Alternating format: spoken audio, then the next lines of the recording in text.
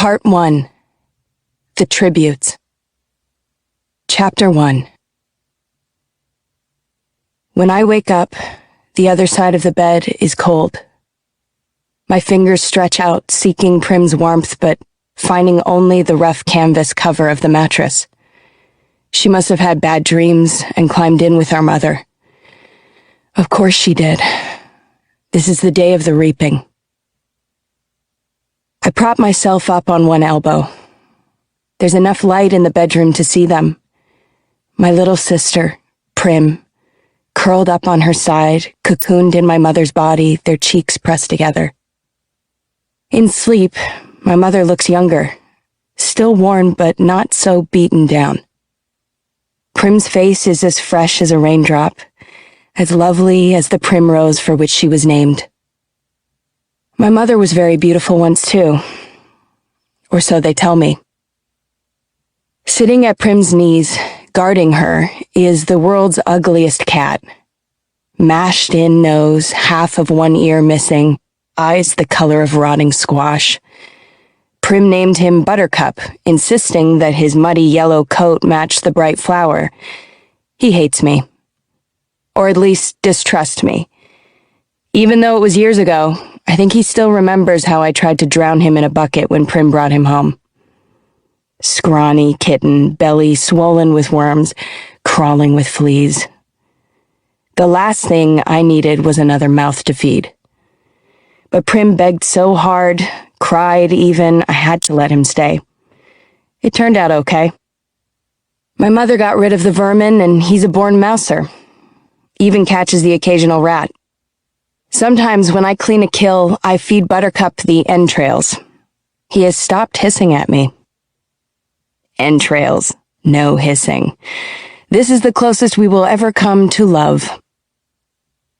I swing my legs off the bed and slide into my hunting boots.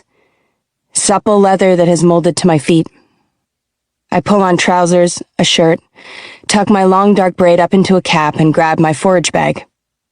On the table, under a wooden bowl to protect it from hungry rats and cats alike, sits a perfect little goat cheese wrapped in basil leaves, Prim's gift to me on reaping day.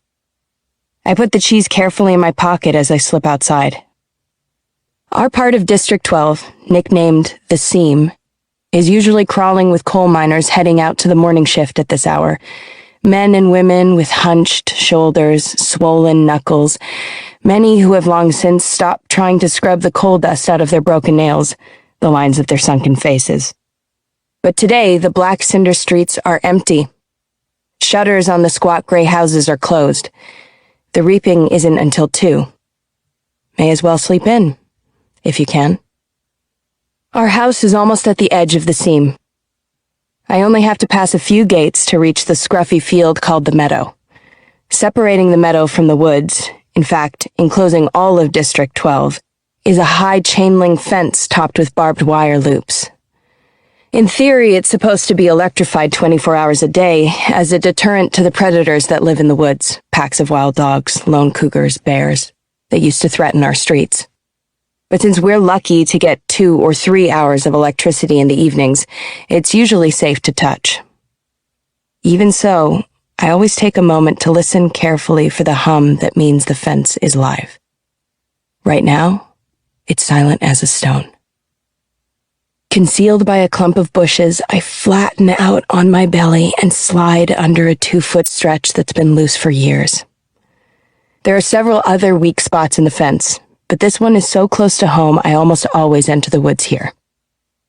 As soon as I'm in the trees, I retrieve a bow and sheath of arrows from a hollow log. Electrified or not, the fence has been successful at keeping the flesh eaters out of District 12. Inside the woods, they roam freely, and there are added concerns like venomous snakes, rabid animals, and no real paths to follow. But there's also food, if you know how to find it. My father knew, and he taught me some before he was blown to bits in a mine explosion. There was nothing even to bury. I was 11 then. 5 years later, I still wake up screaming for him to run. Even though trespassing in the woods is illegal and poaching carries the severest of penalties,